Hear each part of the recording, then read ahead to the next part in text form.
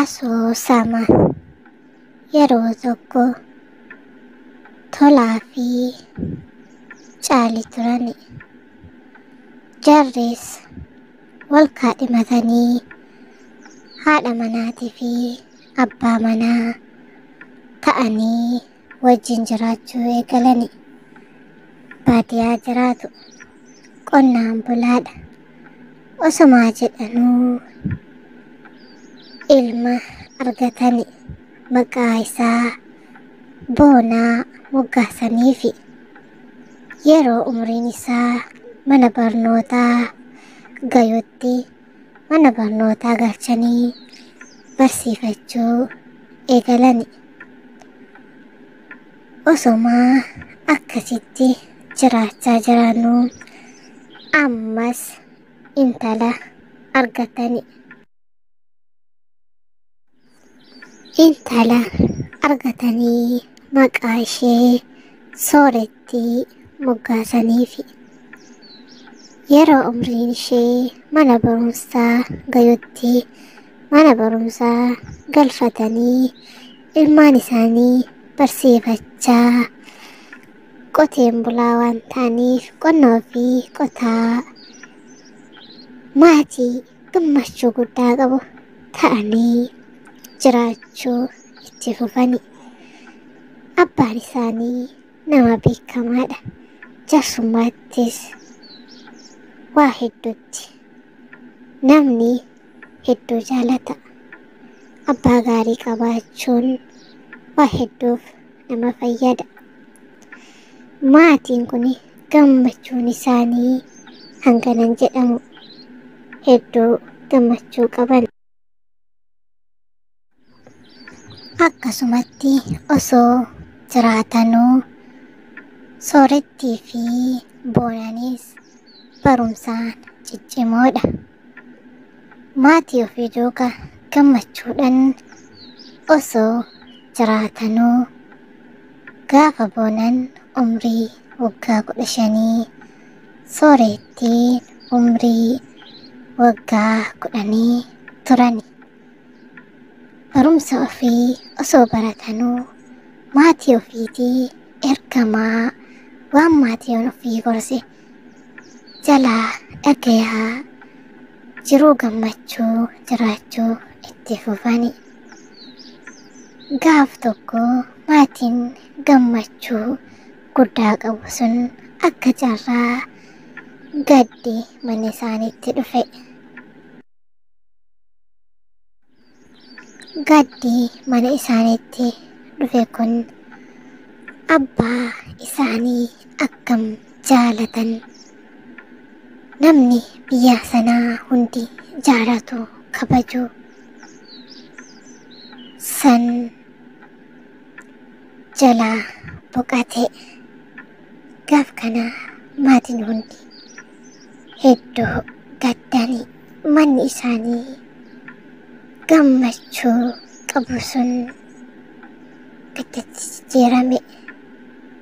Boonaa fi Soorettiinis hedduu qalbii caban. Imimmaan maddii gama gamanarra lolaasani. Namni ganda san jiraatu hundi hedduu gadde. Abbaan isaanii kun beekamaadha. Jaarsummaattis abbaan isaanii hin dhukkubsannes obbo Tolaan akka carraatti osoo fayyaa qabu osoo dhibamee mana yaalaa hin gahin akka tasaatti jalaa boqate. Haa ta'uuti garuu erga abbaan isaanii boqatee boodatti Boonaanis umrii waggaa 15 waan tureef barnoota ofii addaan kutee akka qotee maatii ofii jiraachisu murteesse.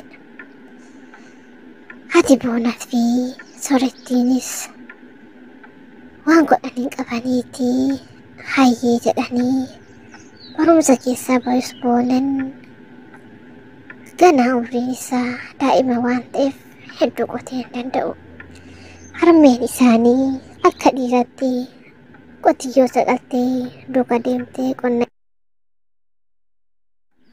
Harmeen isaa boonaa duuka qotuu eegalte. Namni achirraan darbu ni ilaala. Akkamitti qotti jedhee. Isii rakkinnatu ilmaan ofii guddifachuuf qotti. Yeroo midhaan sun gahees harmee boonadhaa. Boonan waan hin dandeenyeef isa duuka akka dhiiratti maashiidhaan midhaan darbitee jalleessiti. Namni achirraan darbu laalee akkamitti akkana gooti jedhee ilaala. Inni laalee garaa nyaatte itti goree irraa fuudhee maashiidhaan 2-3 darbee fi bira tara. Haati boonatiif boonan. Haadha boonaa fi soorettiinis akkasumatti jiraachuu itti fufani. Soorettiinis ni baratti. Abbaan isaanii yeroo jirutti nama gaarii ture waan ta'eef hojiin inni hojjatee darbe kadagatamuu miti. Abbaa gaarii qabaachuun kanaaf tola. Hoolaan abbaa gaarii qabu eegee ala bulchaa jedhu mitiire. Abbaa gaarii qabaachuun kana nama fayyada. Ilmaan isaa namni yeroo badheetti argus ilmaan ebaluutii jedhee gaafatee ilma nama gaarii sanarraa dhalatee jedhanii makiinaa keessatti yoo ta'es jalaa ka'u hedduu kabaju ijoollee kana. Kanarraa asuma irratti xumurra. Like, share, subscribe gochuun na jajjabeessaa. Kutaa itti aanu hanga walitti deebinutti Rabbiin warra gaafsan eegii walitti deebi'u nu haa godhu. Nagaanaaf ta'a. Abbaa gaarii qabaachuun waa hedduuf nama fayyada. Abbaa sooressa ta'ee abbaa waan gaarii hin hojjenne qabaaturraa hiyyeessa ta'ee abbaa gaarii qabaachuun waa hedduu nama fayyada. Nama birattis nama kabachiisa. Nagaa ta'aa, ulfaadhaa, nagaa keessa jiraadhaa. Yeroo itti aanu Rabbiin yeroo deddeebi'u nu haa godhu. Asoosama. Yeroo tokko tolaa fi caalii turani.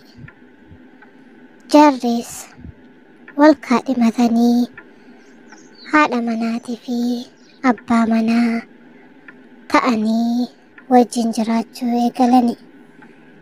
Baadiyyaa jiraatu qonnaan bulaadha. Osumaa jedhanuu ilma argatani. Maqaa isaa Boonaa moggaasaniifi. Yeroo umriin isaa mana barnootaa gayutti mana barnootaa galchanii barsiifachuu eegalani. Osumaa akkasitti jiraachaa jiranuu ammas intala argatani.